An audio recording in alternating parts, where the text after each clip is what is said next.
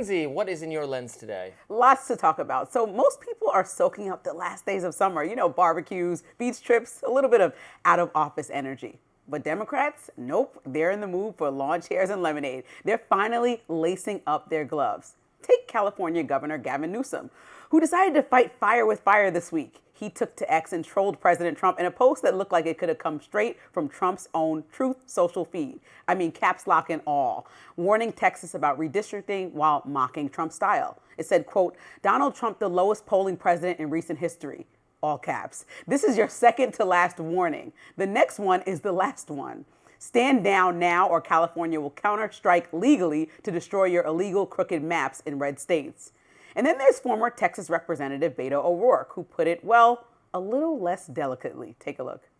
We're throwing our hands up and we're asking the crowd, the people of America, hey, do you see what's going on here? This is unfair. This isn't the rules that we agreed to play by. Well, who cares about the rules right now? Punch back, kick back, dunk over their heads. So yeah, Democrats are starting to fight back. And a lot of people are saying, finally. Don't just take my word for it. A recent Associated Press poll found that 15% of Democrats described their leaders as, quote, weak or apathetic. After years of warning that Trump was, quote, assaulting democracy, some Democrats have decided that the warning labels aren't enough. It's actually time for some action. Axios reports Senate Democrats held over 100 events in the first week of summer recess. Town halls, hospital visits, small business roundtables, food bank tours, all aimed at hammering Republican policies before the 2026 midterms. Senate Majority Leader Chuck Schumer wants to localize the impact of what Trump and the GOP Congress are pushing: cuts to health care, tariffs, rising energy costs, and tax breaks for the wealthy. It's exactly the kind of retail politics that voters have been begging for: less DC bubble, more Main Street reality.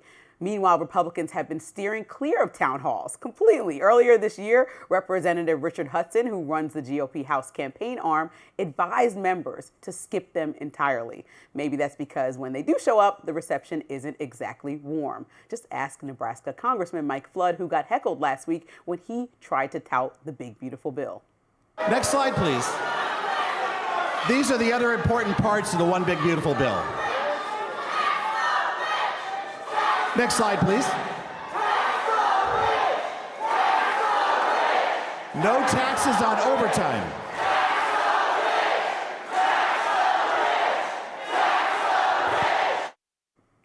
Now, a Wall Street Journal poll shows 52% of Americans oppose that bill, a warning sign for Republicans heading into the midterms.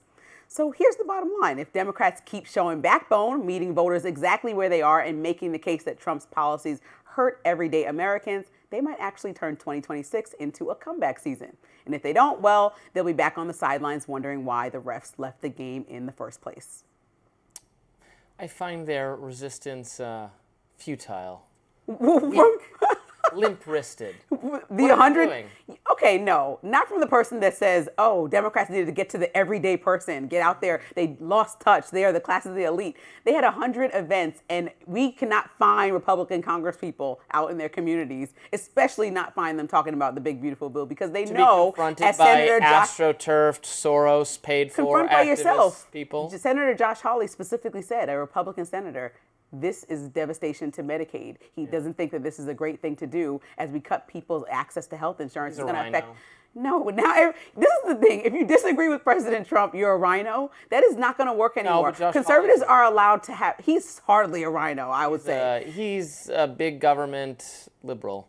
Progressive. That is so. No, that's literally, you guys shoot anybody to the side with a difference of opinion. I think it's fair to have fiscal conservatives who also criticize this bill. Are they all rhinos? No, they're the most traditional not, Josh Hawley is. Fine. Every fiscal conservative, let's talk about them, who criticize this bill also is a traditional conservative. So maybe Trump would be the rhino in this case. You're right. Because the bill he added is terrible, so much to the and they deficit. shouldn't have voted for it. All right, so I don't like the bill. This is the biggest piece of legislation, pretty much arguably coming out of Trump's administration in the first 7 months. And so you have to go into your community and talk about it. You guys voted for it. You're Congress. You make the rules. You literally make the rules. So the fact that they can't face the fire and they're worried about a little bit of heckling and have been advised to avoid human beings that put you in office because somebody might boo you is wild. I actually think it's honorable for any Republican that's going out right now and actually explaining why they appreciated this bill into the midterms. And I think it's cowardly to not say anything and just sit back and pretend like the bill didn't happen when it's going to affect people for, the next decade?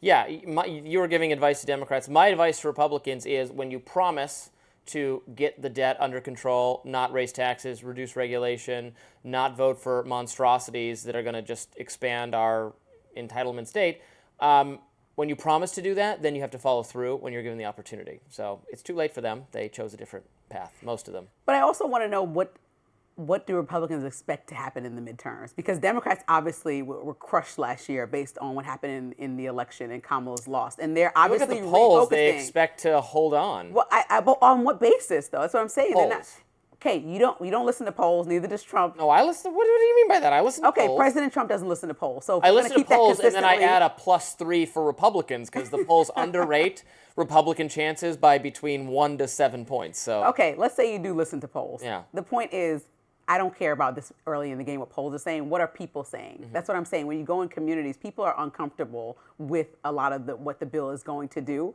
And so what are you running on? This would be the big legislation that you campaign on, and they can't even do that. So remember how Biden remember how Biden lost? It was because, I'm not Trump, so I'm a better option because I'm not Trump. And that's how he won the first time. Can't do that again. So what are they going to go into the midterms? What's the message then? Because there's always a call for what the Democratic message is.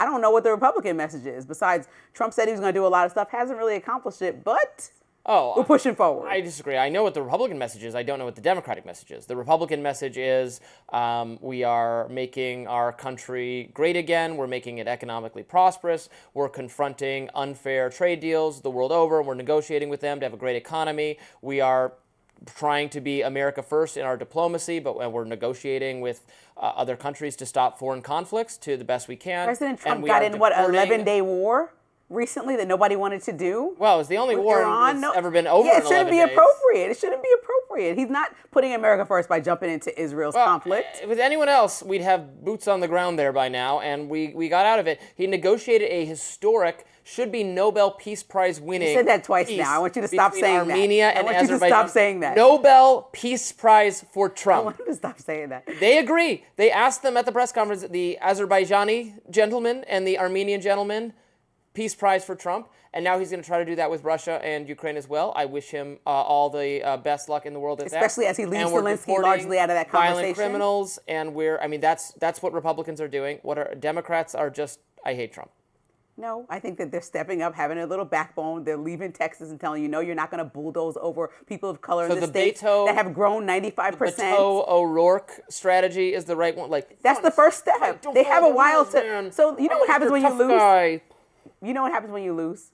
You have to pick yourself back up and re-strategize, correct? Yeah. That's what they're doing. Republicans literally won, and they have done nothing effective that's making people feel like they have more money in their pockets, which was the number one day one promise that the businessman that I am, President Trump, is going to make this economy better. And I just saw a Wall Street Journal poll this week that said people actually are blaming Trump for how bad the economy feels right now. Stock market is killing it. I told you about the stock market. We talked about it yesterday. The average American does not care what the stock market is doing. The average American wants to buy groceries and wants to pay down credit card debt, and they are not able to do that. And so President Trump is not making it easier. The stock market doing well is benefits everyone in the economy, so it's a good thing. But nobody wants to hear that right now. How are you benefiting the everyday person? Because all I see is President Trump criticizing people like Mamdani that actually provided some type of plan to try to make things easier day to day. No, he provided some kind of plan. I will say this about socialism. It is I want to hear President Trump's plan to make day to day easier and more affordable. That's what I'm waiting for. Okay. Speaking of Zohran Mamdani returning fire, he's linking his opponent Andrew Cuomo to Jeffrey Epstein, the Democratic candidate's latest attack. And stay with us.